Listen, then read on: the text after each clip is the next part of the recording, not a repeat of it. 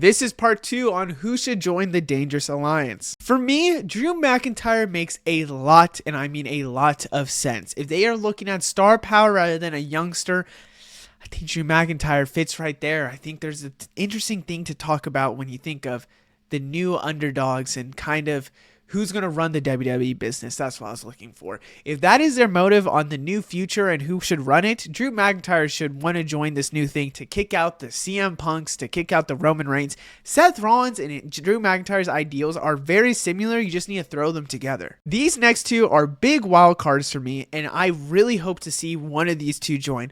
Roxanne Perez is an interesting one that is my big dark horse in all this. The only reason why I'm not going to is because she's kind of doing her own thing. She doesn't need this faction, and I don't think it would make a ton of sense for her to randomly screw Julia and just jump into this faction.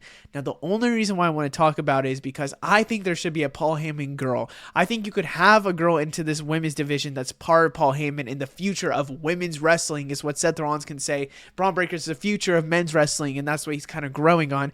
And Roxanne Perez, that's a youngster to get the ball Heyman touch, pause. But I really do believe that storyline-wise, it could make a lot of sense with CM Punk because we all know the connection Roxanne Perez has with CM Punk. And then finally, I have Ethan Page. Now, this is my second favorite when it comes to the men's sides. In the first video, I talked about Austin Theory. This is probably my second favorite when it comes to the men's sides. I think jumping him immediately to go into this faction make a ton of sense. He has really nothing right now. I think that's why. It's because there could be a big thing with him coming up. But the only thing is, he's from AEW, so maybe his whole motives is that it's from WWE to AEW to come back rather than AEW here.